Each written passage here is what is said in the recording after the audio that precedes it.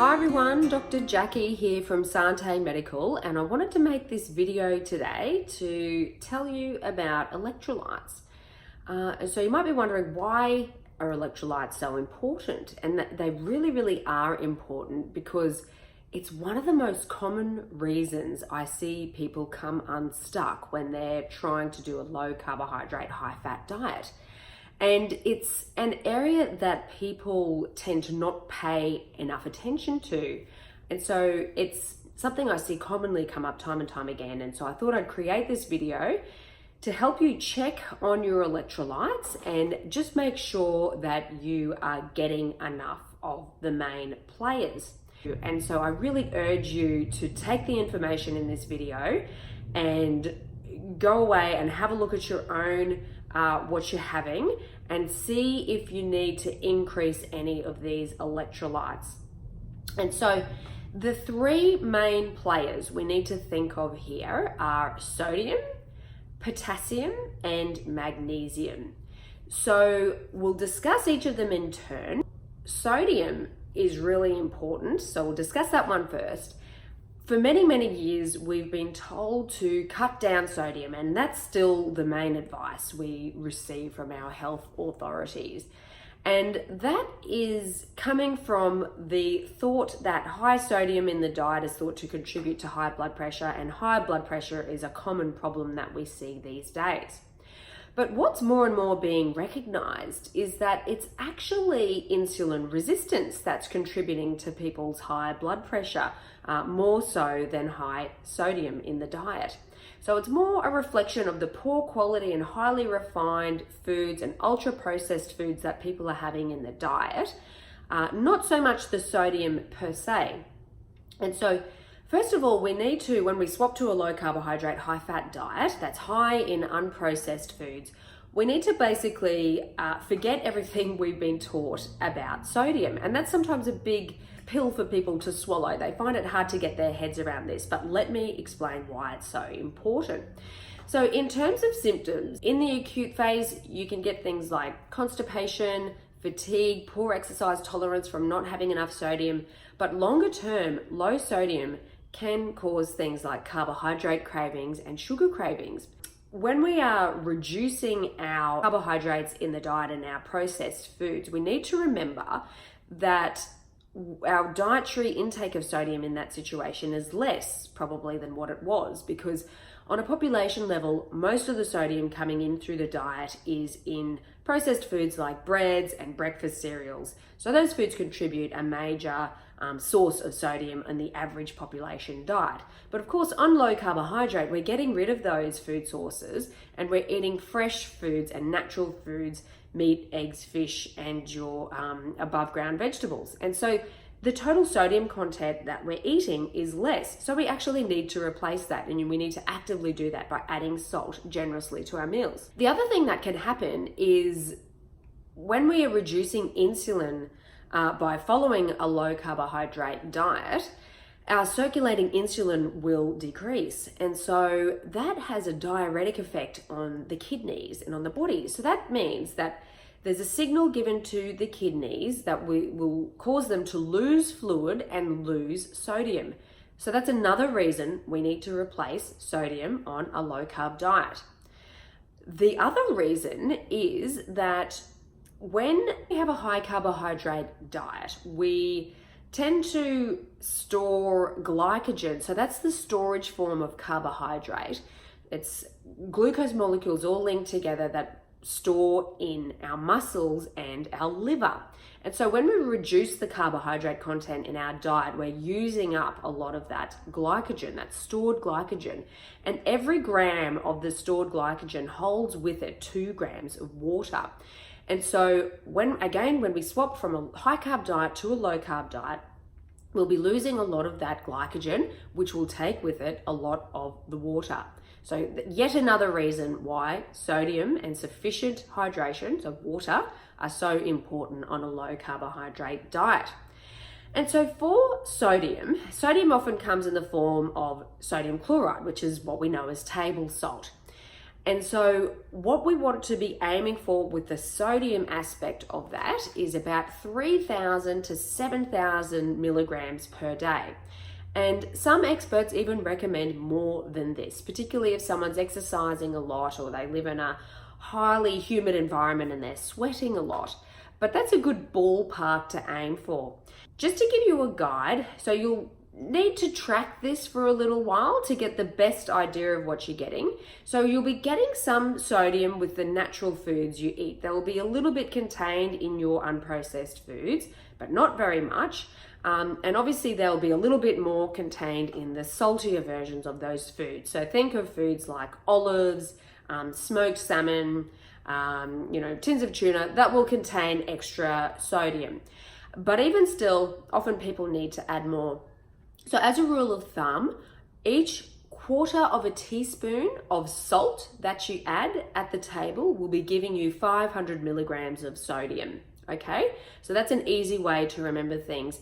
And what you can do with that is work out, even measure if you need to, how much sodium you're adding to your meals in those quarter teaspoon amounts, and add that all up with your food intake. In most of the different food tracking apps will track sodium. So things like Easy Diet Diary, Chronometer will track sodium. So you can get an idea of the dietary intake there, and then you add what you've added in the form of table salt in those quarter teaspoon increments to work out exactly how much you're getting. But remember, the target is 3,000 to 7,000 milligrams per day. Okay, so that's sodium. I've spent a bit of time on that one because it's so important and so commonly too low and causing problems when it's too low on a low carb diet. So the next electrolyte is a bit easier to get. It's potassium. So most well-formulated low carbohydrate, high fat diets that include plenty of green leafy veggies and other above ground veggies and fresh meats will have sufficient potassium, but it's still worthwhile checking on, again, an app like Chronometer. Problems with having too low potassium. So potassium is an important intracellular ion. So it's involved in the processes within the cell, whereas sodium acts more outside of the cells. So having too low potassium can predispose people to high blood pressure if they're that way inclined.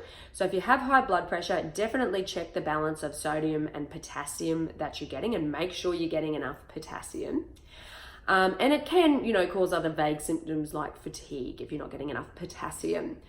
So the amounts we're aiming for around 2,000 to 3,500 milligrams per day.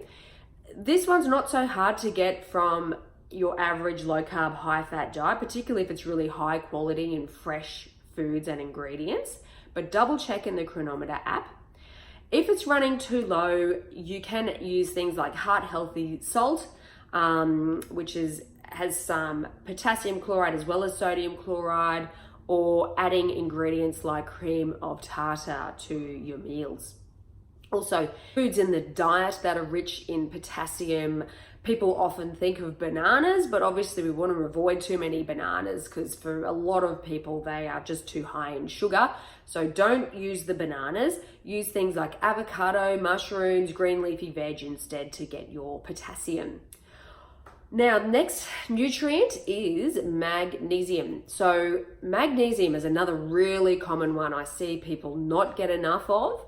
And the reason magnesium is at risk. So first one is the diet is thought to be a bit less in magnesium now than it probably once was. And this is because of soil depletion. And so less magnesium coming through the food supply into the crops we're eating. Also, the water supply is thought to be lower in magnesium. In years gone by, we would have had water flowing down from the mountain and dissolving the minerals in the rocks, and some of that would have been magnesium, whereas of course now we drink filtered town water, so there's less magnesium in that. And then also a large proportion of the population are insulin resistant. And so magnesium is another primarily intracellular element. And so to get into the cell, magnesium relies strongly on the action of insulin. And so with a large proportion of the population being insulin resistant, their magnesium will struggle to get into the cell because the action of insulin isn't working so well on their cells. So that's three big reasons that put pretty much the majority of the adult population at risk of magnesium deficiency.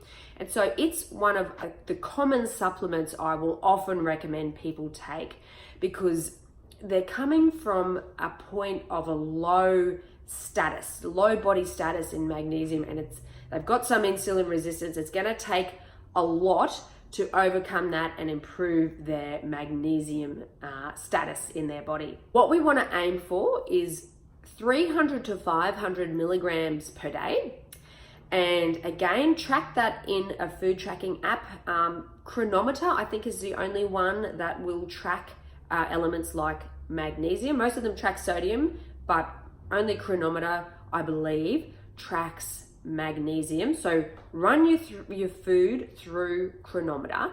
Chances are it could fall below those targets, so you'll need to supplement. So using any of the commonly available supplements from even the supermarket or the chemist, so magnesium citrate. And if you're going to supplement, and if you're trying to go at that upper end of the range, say 500 milligrams or even a little bit more, just spread the intake over the day. Don't have it all in one go, because that can cause some tummy upset, tummy cramping, diarrhea, that sort of stuff.